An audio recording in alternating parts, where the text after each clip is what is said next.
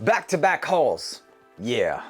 Here's some codes to save you some cash on your next Middle Eastern niche or designer fragrances. What's going on, guys? My name is Neeb. Welcome back to AROMATIX. One day, I'm gonna go through that wall. Today, we're gonna be talking about the 5 fragrances that I just picked up in this fragrance haul, 2 of which are from Fragrance World in themselves. The one I'm giving away is Elysian Onyx. This is next level. Wait till you see the freaking presentation. To enter the giveaway, make sure to subscribe, leave a like, and hashtag AROMATIX in the comments section. That's it. No spaces. Do not answer to any telegrams. I'm not gonna ask for money or for you to text me anywhere. In 5 days, check the community tab and I'm gonna post the winner of this bad boy right here. USA only. I'm sorry, but the customs, they make it damn near impossible. 2 new fragrances by Fragrance World and a couple from Narciso Rodriguez. I really wanted to finish my collection of Narciso fragrances, and these are gonna be 3 added to that collection. Not really quite finishing them completely. I feel like Narciso has a lot of fragrances that are underrated, so let's go ahead and talk about all of these. I wanna kickstart things off with the one that a lot of you guys are probably interested in right now. It's going to be this brand new Fragrance World French Avenue, which is a part of their high-end line, and it's called Elysian Onyx. As you can see, the box in itself is pretty damn grand. You have that FA Paris logo or Fragrance World logo on the back with just some information, and it's an 80 ml concentration. The box looks absolutely stunning. This is hard plastic. It looks like freaking niche stuff, man. This is crazy. You open the box like so. It doesn't necessarily stay up, but it's all lined in suede, and you have this little bucks. I should be wearing my bucks hat just for that. But you have that little bucks thing right there, and the fragrance looks like so. So nice presentation. Very nice presentation. The bottle in itself is a nice glass. It's pretty heavy. The top parts, however, are plastic. There's a lot of details here, so I'm not really mad at it. It is a light-weighted cap, and there's a lot of details onto this one. It does snap onto place, and let's take a look at the atomizer together. Decent distribution, really nice stuff. It works, and I've never had a problem spraying this one, and I'll just spray. Don't worry, this isn't the one that I'm giving away. I actually have another box. I was thinking about just spraying it here for like the next 20 minutes and then trolling you guys in the end saying, yeah, so we're gonna give this. No, there's another box actually. You know what? Let me grab the other one. All right, so as you can see, there are 2 boxes here. You guys are getting a brand new one. The only thing I did was take off the cellophane to make sure that the actual atomizer works. This does smell pretty damn good. It's pretty masculine, creamy, and spicy at the same time. The official note breakdown of the fragrance includes bergamot. There's in that mid cumin, myrrh, and tonka bean. And so you have to like spiced fragrances, oriental spiced.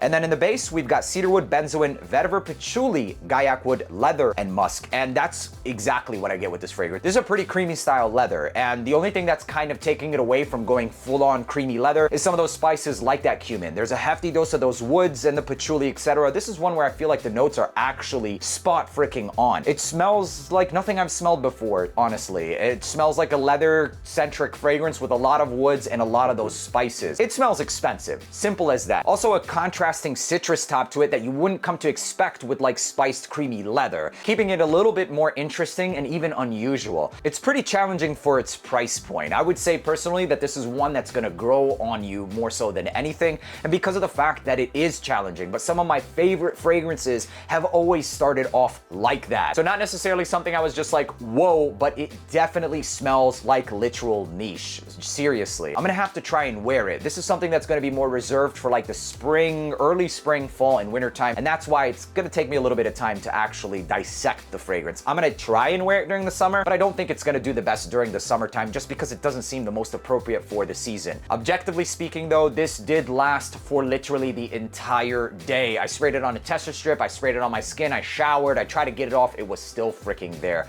And for the most part, I was getting that leather cream along with some of those spices. So the occasions for this, absolutely during the cooler weather, most suited for the very cold days, and just masculine. It smells masculine, a little bit barbershop-y, leather, citruses, and spices, as simple as that. Next one up is called Muse Parfum. This is the white one. The other one that I opened up that looks like this was called Inej, and this was a cedarwood dominant and cardamom style fragrance. It's actually really good. It's got ambers and some dried fruits. Really nice. This is the white version, and it's called Muse rather than. The box presentation is really nice. It's very hard cased, and on the inside you have this engraving for the cutout with the plush line. And you do have a little cutout hole they thought about so you can push the little sliding door out. The bottle in itself is actually really nice, and I think it pops a little bit more so than the Inej. And this honestly smells like this jasmine sandalwood centric fragrance with a little bit of freshness. I personally love jasmine centric fragrances that are utilized in this exact fashion. A little bit of citruses livens things up. Jasmine has a natural honeyed nectarine style sweetness that's also backed up by a nectarine sweet tangerine with a creamy style dry down coming from that amber and the sandalwood. This is amazing. This is a great jasmine centric fragrance. Ladies, if you like jasmine fragrances, this is like one of the best ones in terms of signature scent. It's jasmine, it's white floral, it's fresh, it's projecting, and it smells much more expensive than what this is likely to be sold for. This isn't just jasmine and all of that, but obviously that's what it seems like it's most centric around. I will say though that the vanilla does start to creep in, which just adds to the fragrance. I think it makes it even better. So you don't only get this dry woods, the creamy dry woods, but you also get a little bit of sweetness and mass appeal coming also from that vanilla, making this one a white floral, white musk style fragrance. If you like white musk fragrances, then you're absolutely going to love this. If you think about something like ivory musk, etc., this is kind of like in that family, but it also adds the note of jasmine. I think adding a bit more of an interesting factor and femininity to it that makes this one a pretty ass fragrance, seriously. Moving on to the next one, this is called Narciso Rodriguez Blue Noir Parfum. My God, this I think is an underrated fragrance, genuinely. Gentlemen, if you like the iris makeup style DNA, you're going to love this one. It flies under the radar. I mean, it's pretty highly rated, and anybody that talks about this only says good things. I mean, think about it. It's suede, it's cardamom, it's iris, buttery. There's also some sandalwood, a little bit of tonka bean. Phenomenal. You're going on a date in a suede coat. It's a little bit more versatile than just dates, but just picture that, and you're with your lady who she's fire, man. She's a freaking 10. She's wearing her makeup and all that good stuff, and this is what you get in the air. Absolutely stunning, and I think underrated for sure. This one having a bit more woodier aspects than other fragrances in the similar family or category of fragrances. It also adds a bit more of a freshness to it. There's a note of cypress, giving it more of a woody nature, some cardamom, making this one seem even more masculine than what that sounds like. I know for a lot of people that haven't really gotten into that makeup style or crayon style iris, kind of sounds like, why in the F would I want to smell like that? But no, this one, if you're looking to get into that realm or get an idea, this is the one to go with. This is the one to start with because it's the least metro, I would say, of them all. It has that cypress, giving it a masculinity. There's also a hefty dose of that cedarwood, some sandalwood, and the cardamom. Sexy ass stuff. I give this DNA a 10 out of 10, one of the best from Narciso Rodriguez. In terms of the performance, this is where it's like, okay, I get about 7 to 8 hours, but the DNA of this wears pretty damn easily, and that's might be a good thing because the occasions, it translates into something you can wear much easier. It's not something that's gonna be overpowering, overbearing. And I spray this on about 7 to 8 times, I'm set. I could wear it to dates, I could wear it to the office, I could wear it as a signature scent. I wouldn't necessarily wear it to like the gym, but I have before, and it's really not that thick. Like I said,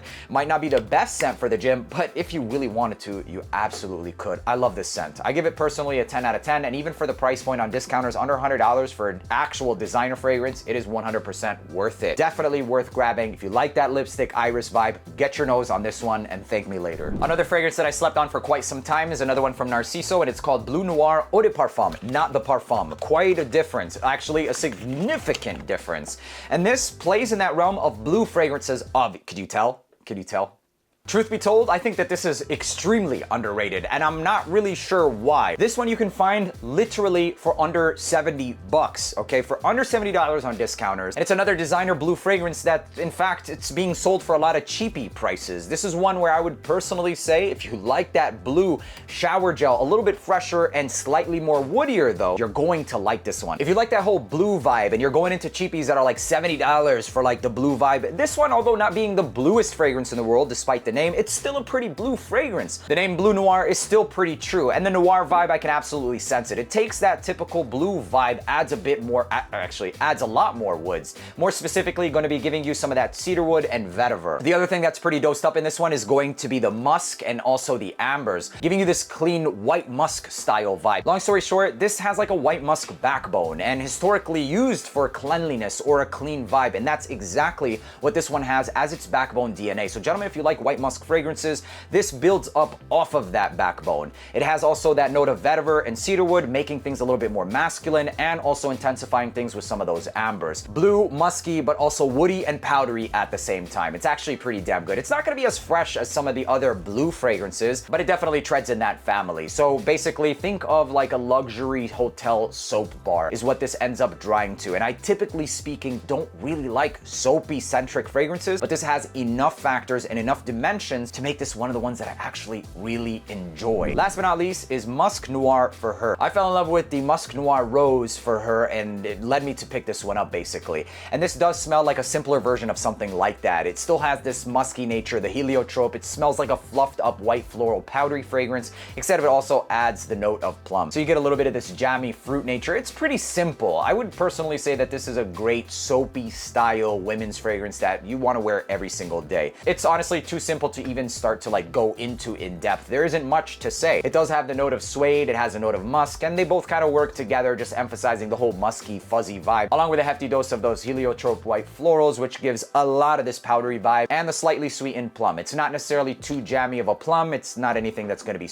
too sweet or anything like that, but it's more of a floral, soapy women's fragrance. Simple as that. I don't think you can go wrong with this one if you like that vibe. Nothing crazy, nothing outstanding, but it smells like a decent signature scent, especially if you like those soapy vibes, and it's simple as that. Didn't really test the performance for this one, but the occasion seems like something you could signature scent during the spring and the summertime. It's not really the thickest fragrance in the world. It seems relatively fresher, and that's pretty much it. For the price though, I think you can find this for pretty fair prices on discounters. It's worthy at least of checking out if you like soapy florals, basically. So there you have it, ladies and gentlemen. This is my latest fragrance haul. I hope you enjoyed watching this video. Make sure to leave a like, enter that giveaway, hashtag AROMATIX in the comment section. No spaces. You do have to be subscribed. USA only. 5 days. Check the community tab, and I'll see you guys there. Peace.